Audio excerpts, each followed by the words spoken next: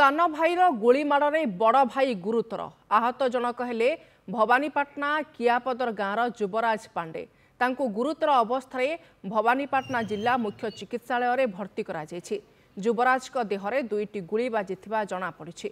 एने कर्लापाट थाना मामला रुजु होइथिबा बेले घटनास्थल में पुलिस पहुंची तदंत जारी रखिछि। नंदीघोष टीवीर फास्ट भिजुआल बड़ भाई को सान भाईर गुली माड़ कर्लापाट थाना एने मामला रुजु होइछि।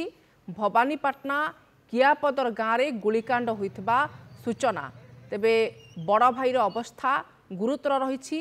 आहत जनक हेउछंती भवानीपाटना कियापदर गाँवर युवराज पांडे तांको गुरुतर अवस्था भवानीपाटना जिला मुख्य चिकित्सालय भर्ती करा युवराज देहरे दुईटी गुली बाजिथिबा जଣାपड़ी। एने कर्लापाट थाना मामला रुजु होइथिबा बेले घटनास्थल में पहुंची पुलिस छानभिन आरंभ करिछि। आपण नंदीघोष टीवीर फास्ट भिजुआल देखुचंती।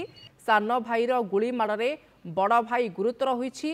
बड़ भाई को ना हेउछि युवराज पांडे। एने कर्लापाट थाना मामला रुजु होइछि।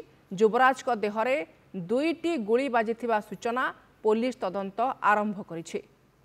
ए संपर्क में सूचना देवा फोन लाइन रे अछंती राजेंद्र पंडा। जयपाटना रिपोर्टर राजेंद्र, ए गुलिकांड पछर कारण कौन बा बड़ भाई को सान भाई काहे की गुली कला?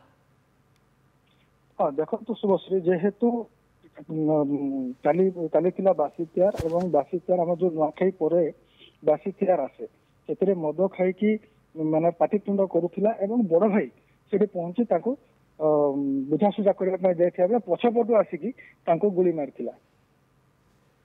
तेबे पुलिस रो तदंत कौन देखुचंती? जेहेतु एने थाना रे मध्य मामला रुजु हेलानी, तेबे सान भाई को वर्तमान पुलिस गिरफ करिछि ना अटक रखिछि? पचरा उचरा केमती करुछि? तदंत केमती चलिछि? देखो जेहेतु बड़ भाई को गुलिकांड होछि एवं घटनास्थल कर्लापाट आईएससी पहुंची तदंत आरंभ कर कौ परिस्थिति हेतिला कौन हेतिला कौ बंदूक रे मरा हेतिला। जेहेतु देशी बंदूक बोलिक जहाँ सामना को आसुची एवं देशी बंदूक ताको जबत करछि पुलिस एवं देशी बंदूक कोठु आसिला सेटा होछि मुख्य जिनस रहिला। एवं आ गोटे होछि जेहेतु बड़ भाई को मारिबार कारण कौन थिला सेटा भी खोडताल करूछि ना एक्चुअली तांकर परिवार आगुर पूर्व शत्रुता थिला ना कौन अछि तार ऊपर अधिक तदंत करुछि और पचरा उचरा जारी रखिछि तांका परिवार लोक मानक सहित।